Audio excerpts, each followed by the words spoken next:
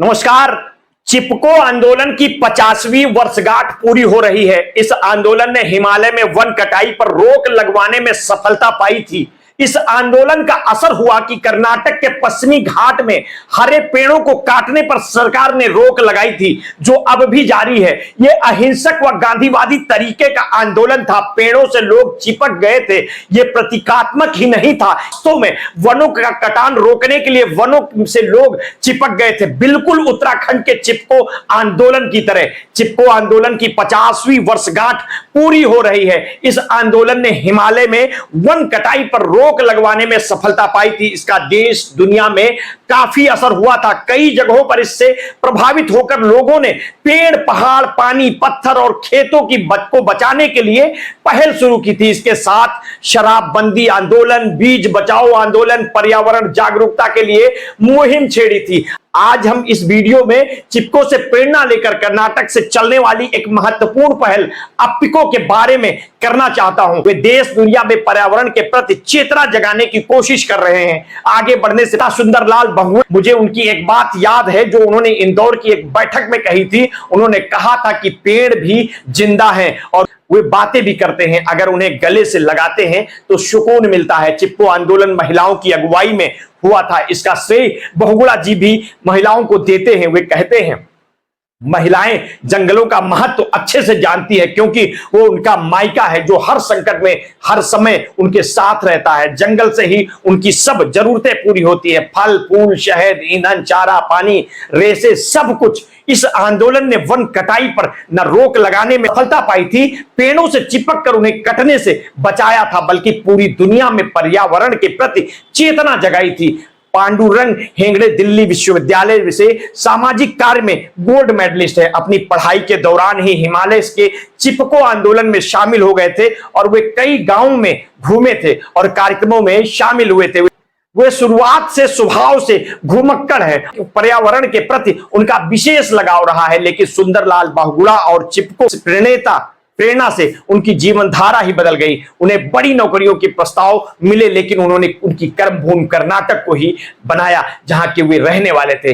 पांडुरंग हेगड़े जब पढ़ाई के बाद उनके गांव वापस लौटे तब घने जंगल उजाड़ में बदल रहे थे, हरे पेड़ कट रहे थे। इससे पांडुरंग व्यथित हो गए। उन्हें उनका बचपन याद आ गया। बचपन में वो खुद घर के मवेशी जंगल में चराते थे, तब बहुत घना जंगल देखा था। हरे पेड़, शेर, हिरण, जंगली सुअर, जंगली भैंसा, बहुत से पक्षी और तरह तरह के चिड़ियाएं देखी थी। पर कुछ सालों के अंतराल में इसमें कमी आई थी। 80 के दशक की बात है कि हिमालय की तरह पश्चिमी घाटी में वनों की कटाई होने लगी। ये उष्णकटिबंधीय वन जैव विविधता के लिए जाने जाते हैं। जंगलों पर लोगों की आजीविका व जीवन निर्भर था, लेकिन सरकार की बनी नीति के चलते यहाँ की जैव विविधता या वह पर्यावरण पर विपरीत असर पड़ा। इससे न केवल यहाँ के लोगों का जीवन कठिन हुआ, बल्कि यहाँ के पीने के पानी और खेतों की सिंचाई का भी संकट बढ़ने लगा। चिपको से प्रेरणा लेकर यहाँ भी अपिको यानी कन्नड़ भाषा का शब्द है, ये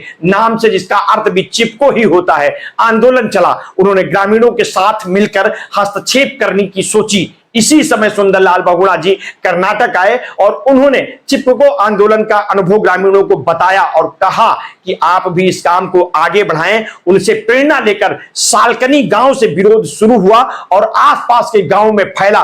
यह पदयात्रा की जिनमें महिलाएं व युवा शामिल थे। इस आंदोलन का विस्तार जल्द ही पड़ोसी गांव सिद्धापुर तालुका तक हो गया। इसके पहले पांडुरंग हेगड़े चिपको आंदोलन के प्रणेता सुंदरलाल बहुगुणा के साथ कश्मीर से कोहिमा तक की पदयात्रा में शामिल हुए थे, जिसने पूरे देश का ध्यान खींचने की कोशिश की थी। इसलिए पदयात्राओं का महत्व लोगों को जोड़ने व चेतना जगाने में क्या है उसे अच्छी तरह से समझते थे। पांडुरंग हेगड़े ने इसमें सभी तबके को जोड़ा, राजनीतिक पार्टियों को भी शामिल किया। उनका कहना था कि हमारा मुख्य उद्देश्य वनों की रक्षा करना है, जो हमारे और सभी जीव जगत के जीवन का आधार है। हमें इसमें सबकी भागीदारी की जरूरत है, पर किसी का एकाधिकार नहीं होना चाहिए। हमें वन नीति में बुनियादी बदलाव चाहते हैं जो कृषि में मददगार हो, जिस पर देश की बड़ी आबादी आश्रित है। ग्रामीणों का कहना था कि कृषि उपज घट रही है क्योंकि जंगल कट रहे हैं, फसलों में रोग लग रहे हैं, आर्थिक हालात खराब हो रही हैं, कर्ज बढ़ रहा है। उत्तर कन्नड़ जिले में 80% जंगल था जो वन दोहन के कारण काफी कम हो गया था और उसकी जगह सागौन व यूकेलिप्टस लगाया था। जल स्रोत सूख गए थे, बारिश की कमी हो रही थी, जंगल से फल, चारा, ईंधन, जैव खाद और रेशा मिलते थे, उनमें कमी आ रही थी। अब पिको आंदोलन से वनों को फिर से हरा भरा करने में मदद मिली और लोगों आजीविका भी इससे जुड़ी। हिमालय की चिपको आंदोलन की तरह पश्चिमी घाट में पिको आंदोलन भी प्रसिद्ध हुआ।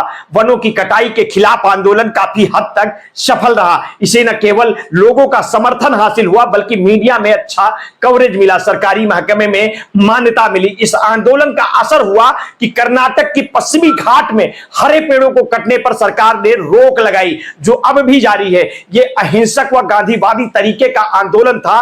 पेड़ों से लोग चिपक गए थे। यह प्रतीकात्मक ही नहीं था, वास्तव में वनों की कटान रोकने के लिए वनों से लोग चिपक गए, बिल्कुल उत्तराखंड के चिपको आंदोलन की तरह। इस आंदोलन से नया नारा निकला, उलीसु, बेलासु और बालसु, यानी जंगल बचाओ, पेड़ लगाओ और उनका किफायत यानी टिकाऊ से इस्तेमाल करो। यह आंदोलन आम लोगों और उनकी जरूरतों से जुड़ा है। यही कारण है कि इतने लंबे समय तक चलता रहा। पर्यावरण संरक्षण के आंदोलन को आजीविका की रक्षा से जोड़ा। पांडुरंग हेगड़े का कहना है कि यह आंदोलन किसी संस्था, व्यक्ति का नहीं, यह जनसाधारण का आंदोलन था जो आज भी कई रूपों में जारी है। गांव गांव संपर्क पद यात्राएं, रैली, जुलूस निकले, लेकिन ये सभी स्थानीय लोगों के सहयोग, संसाधन व भागीदारी से हुए। पिको के साथ दक्षिण भारत में पर्यावरण बचाने के लिए कई और पहल हुई जिनमें पांडुरंग हेगड़े ने महती भूमिका निभाई है।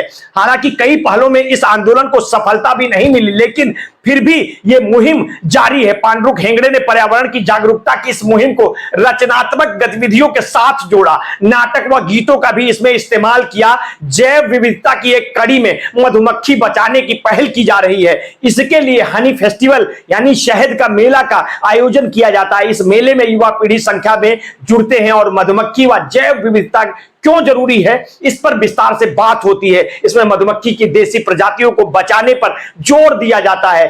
चिपको और अपिको अब वन संरक्षण का पर्याय बन गए हैं। इससे प्रेरणा लेकर कई जगहों पर लोग पेड़ों को बचाने के लिए आगे आए हैं। पांडुरंग इसकी पहचान और चेहरा भी माने जाते हैं। अपिको से शुरुआत के बाद 6 राज्यों से पश्चिमी घाट बचाओ आंदोलन भी चल रहा है, जो पर्यावरण बचाने की महत्वपूर्ण पहल है। पांडुरंग हेगड़े अब देश दुनिया में पर्यावरण जागरूकता के लिए जाने जाते हैं। उन्हें विदेश के कई देशों में जाने का मौका मिला है। वहां के पर्यावरण और जनजीवन को देखने का, करीब से देखने का मौका मिला है। उनका मानना है कि हमारे देश में जितनी विविधता है उतनी ही विकल्पों की भी विविधता है। यहां कई रूपों में समाज, व्यक्ति व संस्थाएं विकल्प गढ़ने की कोशिश कर रही हैं। हर क्षेत्रों में ये विकल्प उभर रहे हैं जो उम्मीद को जगाते हैं। पिको आंदोलन अहिंसक पर्यावरण का आंदोलन था जो आज भी अलग अलग तरह से जारी है। इस आंदोलन ने पर्यावरण रक्षा को लोगों की आजीविका की रक्षा से जोड़ा है। गांव की टिकाऊ जीवन पद्धति व टिकाऊ विकास, गांवों की आजीविका और दीर्घकालीन दृष्टि से पर्यावरण बचाने की राह अपनाई है। पिको आंदोलन का पर्यावरण रक्षा से एक महत्वपूर्ण योगदान है जो अनुकरणीय व प्रेरणादायक है। लेकिन क्या सचमुच इस दिशा में आगे बढ़ने को तैयार है देश? ये आप क्या इस दिशा में बढ़ने को तैयार हैं? ये समीक्षा का विषय है। मिलते हैं किसी नेक्स्ट स्टोरी के साथ। आपने अगर अभी तक हमारे इस चैनल को सब्सक्राइब नहीं किया है तो तत्काल कर लीजिए, बेल आइकन दबाना ना भूलिए। अपने स्वास्थ्य के प्रति सचेत रहिए, सजग रहिए, अपना ध्यान रखिए। बहुत बहुत धन्यवाद। साधुवाद।